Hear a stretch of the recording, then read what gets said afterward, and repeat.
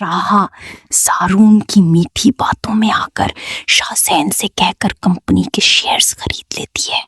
सारून चालाकी से राहा से प्रॉपर्टी के पेपर्स पर सिग्नेचर करवा लेता है और अगले ही दिन प्रॉपर्टी के सारे भारी लॉस का अकेला जिम्मेदार आरा को करार दे देता है।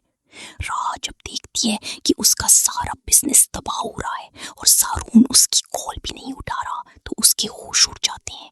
वो परेशान होकर अरमान को कॉल करती है और रोते हुए बताती है, अरमान, सारून ने मेरे साथ बहुत बड़ा फ्रॉड कर दिया है और पता नहीं वो सारा पैसा लेकर कहाँ गायब हो गया है। जैसे ही राह परेशानी की हालत में ऑफिस से बाहर आ रही होती है, सारून का एक गुंडा गाड़ी से उसका डरावना एक्सीडेंट करवा देता है। राह खून में लथपथ वहीं बेहोश हो जाती है। इत्तेफाक से शाहजैन वहां से गुजर रहा होता है। राह की ऐसी हालत देखकर वो घबरा जाता है और फौरन उसे उठाकर हॉस्पिटल भागता है। शाहजैन उसी वक्त अरमान को कॉल करके इस डरावने एक्सीडेंट की खबर देता है।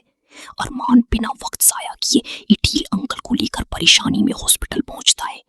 दूसरी तरफ सारून लालच में अंधा होकर अपने घर में अदील और राह के सारे पैसे अपने वीआईपी बैग में भर रहा होता है।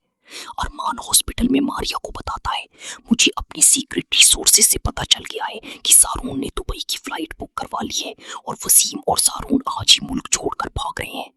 अरमान फौरन मारिया को हॉस्पिटल से अपने साथ गाड़ी में बिठाता है। वो सारून की लाइव लोकेशन ट्रेस करते हुए सीधा उसके घर पहुंच जाता है। सारून जैसे ही बैग पकड़ी अपना दरवाजा खोलता है, सामने मारिया को जिंदा देखकर उसके पैरों तले जमीन निकल जाती है। वो अकलाते हुए अनजान बनने की कोशिश करता है, बेबी तुम यहाँ आ गई, मैं तुम्हारे पास ही आ रहा था। लेकिन मारिया गुस्से में आग बबूला हो जाती है और सारून के मुंह पर एक जोरदार थप्पड़ रसीद करती है। सारून, अब तुम्हारा खिलौना खेल हमेशा के लिए खत्म हो गया। तभी पीछे से पुलिस की फोर्स आगे बढ़ती है और सारून और वसीम को हथकड़ियां लगाकर अरेस्ट कर लेती है।